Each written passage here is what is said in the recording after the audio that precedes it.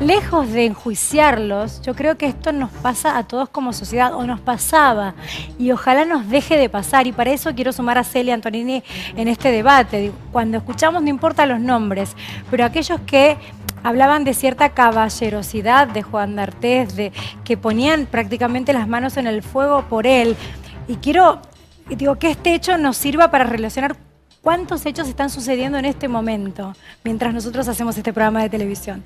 ¿Cuántos Juan D'Artés hay en nuestra cuadra, en nuestro trabajo y puede haber hasta en nuestra casa? Entonces, ¿cómo prestar atención? ¿Cómo dejar de pensar que aquel que es caballero es incapaz de hacerlo? El tema está en que hay muchos Juan D'Artés porque uno no se da cuenta de que esto sucede. La mujer no tiene la posibilidad de prever que esta situación va a suceder. Muchos de estos acosos, muchos de estos abusos, inclusive violaciones, se dan sin la posibilidad de que la mujer se dé cuenta de que esto pasa. No es algo que uno ve naturalmente. Ve a una persona y dice, salvo aquel que acosa y que dice cosas que pasan los límites, ahí uno puede darse cuenta de que hay una persona que está pasando algo. Pero en general no. La mayoría de la gente salió a defenderlo a Juan D'Artés porque es una característica, o sea... ¿Cuál es la característica? ¿Cuál es el perfil del abusador? No te das cuenta, primero no te das cuenta. O sea, no podés... no hay una cosa, porque si pudiésemos darnos cuenta, claro, si hubiese una característica, o sea, no hay determinada, nosotros podríamos decir, bueno, por ahí no voy, salgo corriendo. Es encantador. Es absolutamente encantador, pero hay otros violadores. Lo que pasa es que, a ver, hay muchas características de personalidad y muchas formas de ser. En este caso, en el caso de D'Artés, que es la mayoría, uno no se da cuenta y como que te atrapan en el momento, pero la mayoría de las veces son encantadores, pero otros no son encantadores. Otros lo hacen por un ejercicio de poder, y el sexo es una herramienta para mostrarse a sí mismos que tienen el poder. Pasa mucho en las empresas esto. Le van a dar un ascenso o no la van a despedir si hace determinados favores sexuales. Pero el favor sexual que pide el hombre no lo pide por una gratificación sexual, sino por una gratificación de poder. No necesariamente pasa por el sexo. Entonces, lo que sí pasa, y lo hablábamos los otros días, es que nosotros venimos en una cultura donde el hombre ha ganado, ha sentido que la mujer, que poseía a la mujer, que la mujer era propiedad. Que no se le vaya el objeto. Claro. De toda la vida. Pero menos aún por supuesto. Por el alto grado de reincidencia. ¿Celia? Sí, yo creo que el Estado tiene una participación en esto muy importante. Debería tener una participación muy importante. ¿A qué me refiero? No solamente es la violación, porque nosotros tenemos que cambiar la educación que le damos a nuestros hijos, por un lado. Seguro. Y el Estado tiene que poder ayudar a comunicar qué es lo correcto y lo que no en la relación de un hombre con una mujer. Lo tienen que hacer, porque así como nos enseñaron a ponernos el cinturón de seguridad cuando nadie lo hacía, y lo pudimos ir modificando, como sociedad, cuando el Estado da comunicaciones correctas, la gente va aprendiendo a hacer lo que corresponde. Claro. Nosotros estamos cambiando una cultura y no lo podemos hacer solo a través de Telma y de las víctimas, pero exponer sino a partir a los jueces, de la cultura. Exponer a los jueces que de alguna manera permiten que sigan sucediendo hechos aberrantes y que les arruinen la vida, porque una víctima de violación no se recupera. Se recuperará en el tiempo con mucho dolor, pero la vida no es la misma. No, le cambió la vida para siempre. Cambia tanto, Pamela, que es lo mismo que una persona que ha ido a la guerra.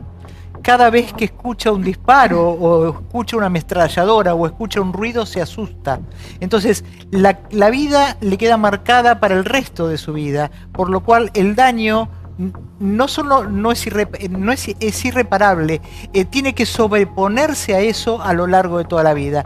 El nivel de trauma que provoca en el cerebro hace que sea tan fuerte que la persona directamente no lo puede mantener en la conciencia, porque si lo recuerda, el nivel de sufrimiento que tiene es intolerable. Y que Le quería preguntar a Celia si existe como si estos acosadores, abusadores, se manejan siempre de la misma manera o depende de cada una de las víctimas. Porque, por ejemplo, en los últimos 3 casos, incluyendo a Telma, había una frase que coincidía con los otros dos testimonios de las otras dos actrices. Mirá cómo me pones. Sí. O sea, ¿tienen una modalidad o depende de cada víctima? Tienen una modalidad.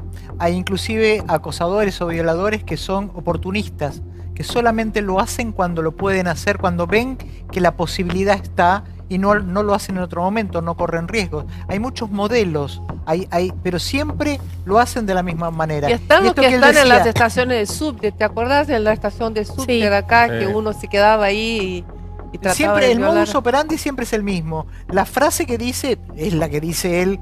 Sí, pero hay el otro que dice contenido de otra la cosa. frase, el contenido, Celia, que además tiene esta carga de responsabilizar a la víctima por decir, mirá cómo me pones. Absolutamente, absolutamente. Es ella la culpable por ser bonita, por ser joven, por tener un escote o por lo que considere Es él. como te vestís. Exactamente. O sea, ¿Cómo se desinstala? ¿Cómo se desinstala eso? Pero por eso yo te Digo, decía... estos taxistas que dicen, ¿cómo? ay, no sé, la Pero chica es que- lo grabó, la chica tenía un short. Es que se entiende cómo lo piensan, porque no, ¿Por qué? ¿Cómo se entiende? porque culturalmente ha sido así. Ahora, si yo te digo a vos, una persona va a la guerra, entendés que puede llegar a tener un trauma. Entendés que puede pasar años sin contar lo que le pasó. O que tiene que hacer un tratamiento y el nivel de sufrimiento, y uno dice, ¿qué es lo que debe haber pasado esa persona? Una violación es lo mismo.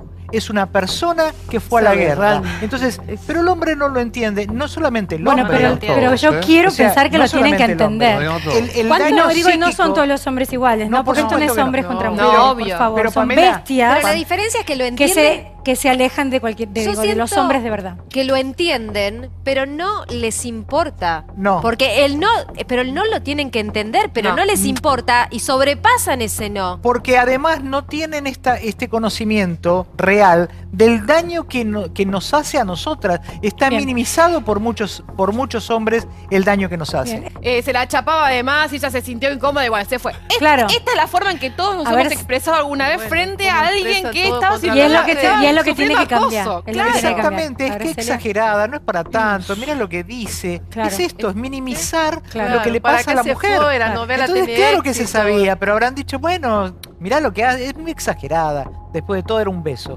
Y además, como dijo alguien en el spot, es lo que ella pensaba y no lo que él hacía. Y te agrego algo más. Tremendo. Ay, aparte, escúchame, te lo estás chapando a darte, te vas a quejar. Claro. No, frases también que se Sí, de agregan. muchas y que- mujeres, que lamentablemente, se desestima la de muchas violación o mujeres. la- Esto es o la increíble. Quiero preguntarle a Celia, ahora buscamos las placas sobre los estudios que hay que hacer para hacer una denuncia. En Nicaragua, primero, tuvieron que analizarla físicamente, hacer sus pericias, que se encontró algo. Ahora, si no se hubiera encontrado algo, ¿es desestimar esta denuncia o con las psicológicas alcanza? No, con una pericia psicológica es suficiente, porque ¿Y de qué consta una pericia psicológica? depende de la justicia. Aquí, por ejemplo, se hacen estudios que en Estados Unidos hace 40 años que no se hacen. O sea, estamos muy atrasados en todo lo que tenga que ver con pericias, pues son test proyectivos, y eso quiere decir que la habilidad que tiene el psicólogo es la que va a dar el resultado, porque entre un test y otro, depende del psicólogo, pueden llegar a distintos resultados. Pero hoy en el mundo hay muchos estudios que son mensurables, o sea, que ¿Cómo es como son? un análisis de sangre, que si te lo haces en un laboratorio o en el otro, te tendría que dar el mismo Por resultado. ejemplo, digo, ¿de qué? Para ser un Los poquito más resultados específico. son numéricos, no son proyectivos, no son dibujos donde uno tenga que interpretar, sino que son resultados numéricos que hacen que no importa quién administre ese estudio, ¿Pero cómo es el va a dar un estudio, Celia? resultado. ¿Cómo es? ¿Cómo es? Digo, acá a los menores se los lleva una cámara G. Bueno, pero el tratamiento de los estudios a menores es diferente. Es diferente. Es diferente. Ella era menor en su Sí, pero, momento, se hizo ahora. Sí, pero no Claro. es lo mismo una persona de 16 Claro. años que un chico de 5. Pero cuando decís los resultados son numéricos, ¿a qué te referís? a ¿Cuál es el que, estudio? a que los estudios tienen tanta veracidad porque es como un análisis de sangre, te sale el mismo resultado en Con cualquier lado. preguntas, todo con cuestionamientos. Son todos cuestionarios que dan un determinado resultado. Pero el trauma, en psicología, cualquier situación que tenga un trauma de esta envergadura, automáticamente en una entrevista, sin necesidad de tener toda una batería de test que son estudios complementarios que apoyan la entrevista del profesional, sin necesidad de eso, cualquier profesional está en condiciones de saber si la persona está padeciendo una situación traumática. Ahora, una pregunta, porque ayer yo escuchaba al doctor Burlando decir que antes de tomar la causa, en este momento, ayer, él iba a pedir a D'Artés un examen psicológico y psiquiátrico. Para mí, a mi ver, yo lo sé, quiero que usted me diga, ya es un inicio de defensa, porque lo puede declarar que él es un psicópata del sexo, que él tiene una enfermedad como Michael Douglas, que era adicto al sexo, o le puede estar buscando una forma de defensa para decir que él tiene un problema psicológico.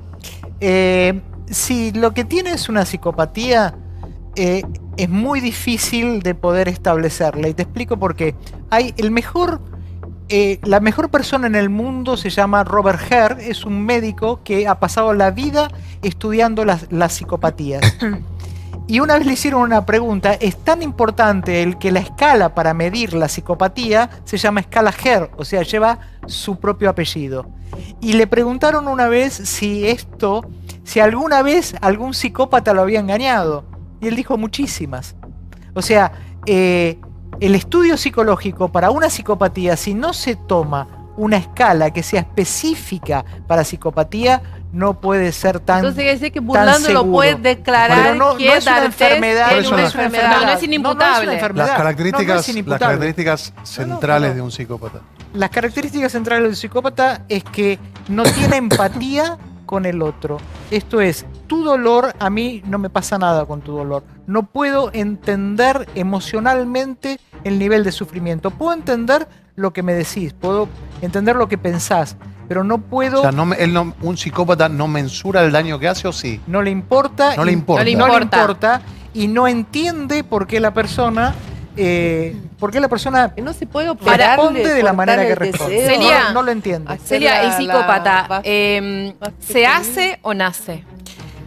Bueno, es una pregunta muy difícil esa, porque los estudios de hoy, al día de hoy, hay un alto componente genético y hoy se ha demostrado, nosotros tenemos hoy la posibilidad de tener lo que se llaman resonadores magnéticos funcionales, que es meter a la persona dentro de un resonador magnético y ver cómo es el circuito cerebral de lo que le está pasando. Sí. Entonces pusieron a psicópatas y le mostraban gente que estaba, o sea, fotos de personas, por ejemplo, una mamá enterrando o velando a su hijo, situaciones realmente muy dolorosas.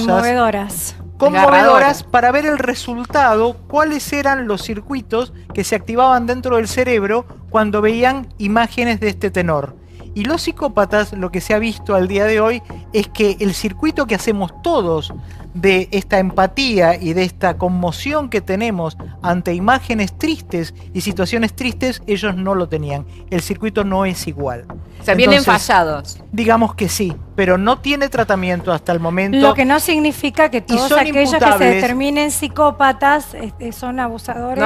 No, quiero saber. Ni inimputables tampoco. No, pero no son inimputables. Siempre van a saber. El psicópata siempre sabe lo que está bien y lo que está mal. Bueno. Clarísimo. Gracias, Celia Antonini. Muchas gracias por estar.